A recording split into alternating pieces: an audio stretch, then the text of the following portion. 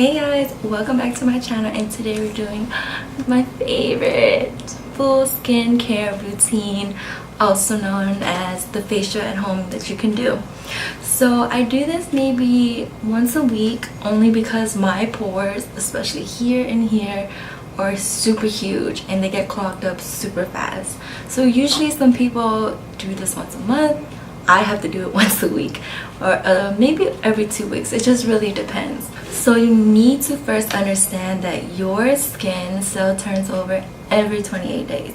Maybe a little more, a little less depending on your age, but at least once a month you need to do this to your skin, because usually every day during the day we have indoor environments, pollution, the sun. We have so many things damaging our skin, and we're doing so many things to prevent it and save it. But as time comes by, your skin cells are getting dead and dull, and you want to brush that off, bring the new ones out. You want to reveal healthier skin, glowy skin. You want a better application for your makeup.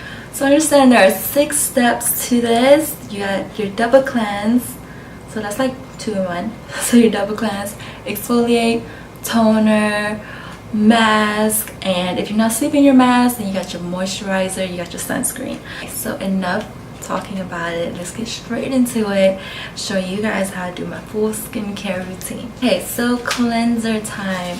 I use Dermalogica today. These are my go-tos, and I've been using them literally since I probably graduated aesthetic school. But the thing with double cleansing, you need one that's a gel and one that's like a cream. So I have combination skin. I have both oily and dry skin now. I used to have bad acne skin, and I'm still very prone to it. So I try my best to protect myself from that. So I always stick to the acne line, and I still do, and I feel like it works a lot more for my skin. And if you have more dry skin, I would stick to a cream, a milk cleanser. I would stick to, for the gel cleanser, I would stick to something that's really soft and really light. If you have very oily skin, I would definitely recommend the acne line. So this one's the dermal clay cleanser, which is super awesome. You can feel it working. That's my very thing about buying cleansers. I like to feel it working. So the other one is the clearing skin wash. So this is like my cream and my gel. So mostly with oily skin, it's mainly gel cleansers, but I think this dermal clay cleanser is just as good. So when I do the full skin routine, I use both of them. I would use the dermal clay cleanser.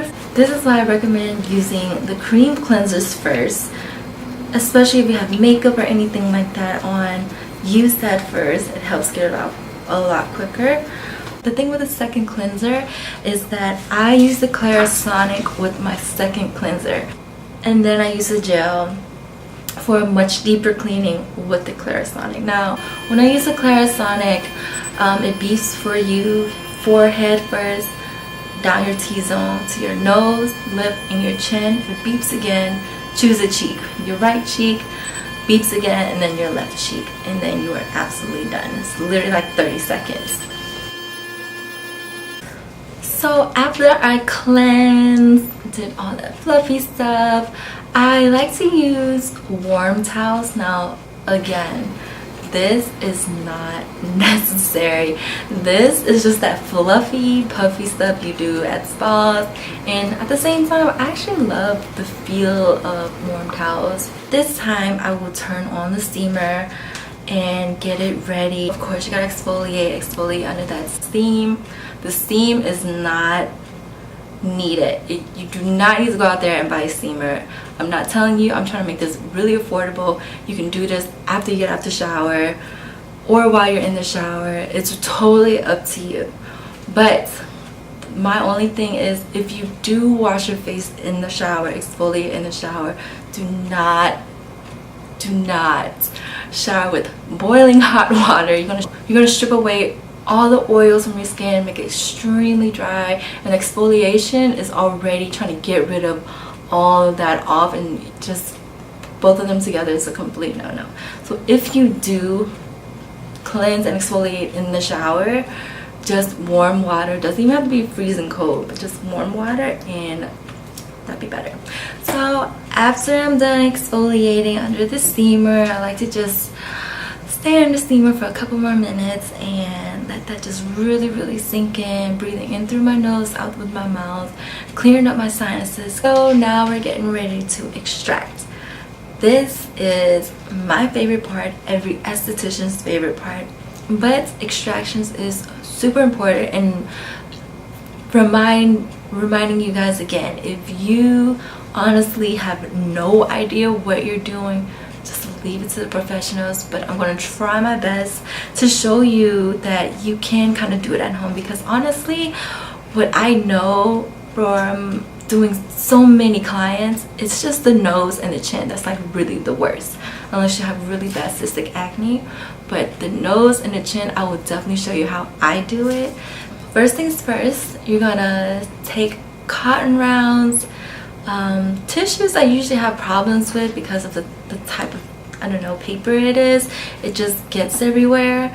So I really recommend cotton rounds, or maybe even small gauzes. Those work really good for me too. So what you do is you wet them first, and then you wrap them around your fingers, and then wherever you see a blackhead, you just squeeze. Honestly, when it comes to your nose, I just squeeze randomly and something will come out. And you can actually see from where your blackheads are, and if you just squeeze just a little bit. The thing with this is it's more protected to your skin because you're not using your nail. Don't ever use your nails to pop pimple, a blackhead. Just wrap your fingers with something and then pop them out. And people are probably so against me saying don't do it at home, you're gonna scar yourself. I mean, you can if you're doing it wrong. You can if you're using the tool absolutely wrong. The only reason why you're gonna scar yourself is you're using your fingernails. Now, if you really, honestly, I think if your hands are wrapped with cotton rounds, I think you're pretty fine. It's kind of hard to scar yourself when you have so much cotton against your skin. So that is the big tip.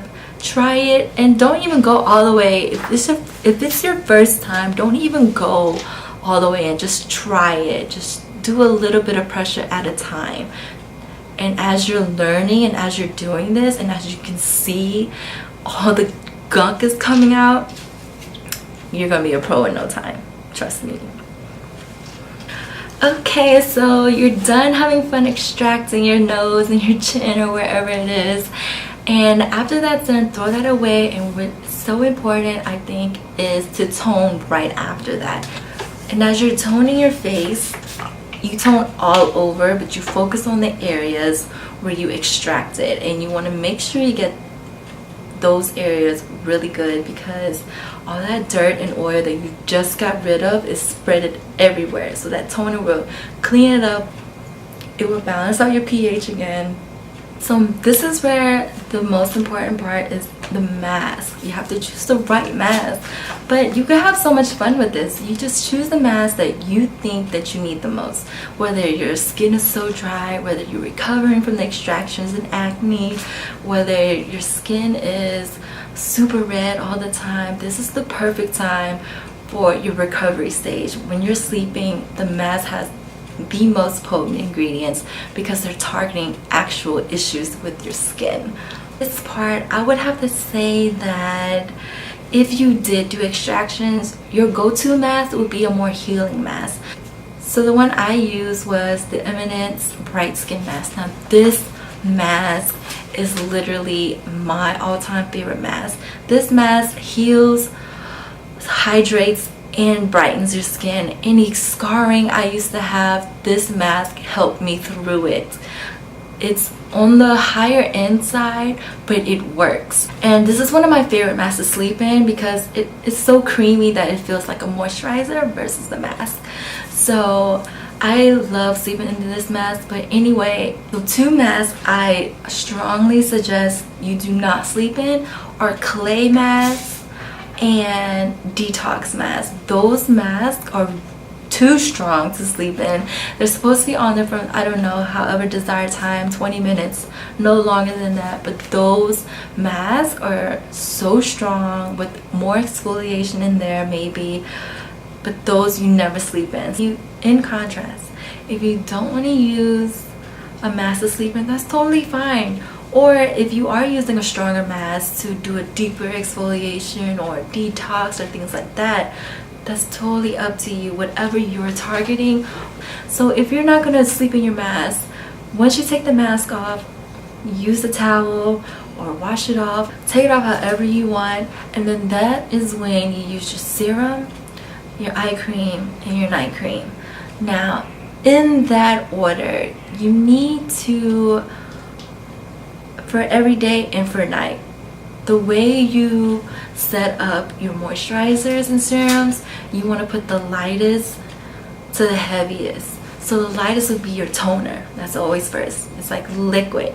Then your serum is like a gel. Then your eye cream, that's when you start getting to the cream part.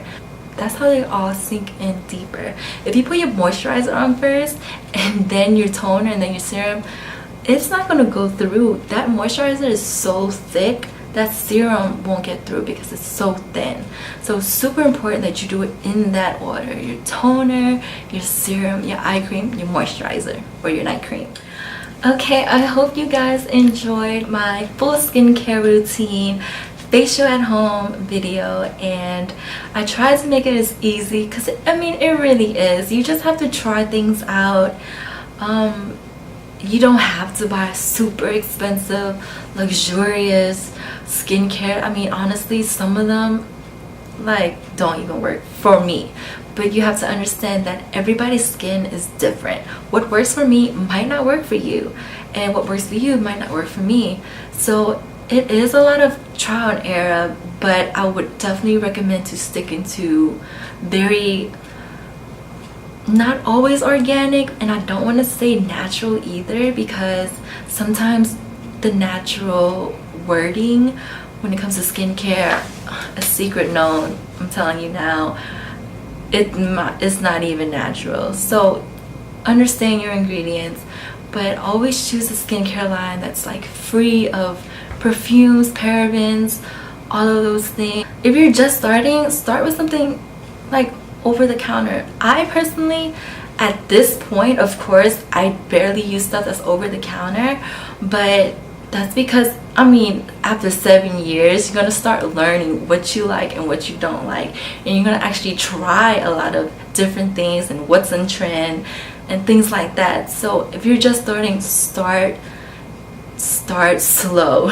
Don't just jump into buying $200 skincare.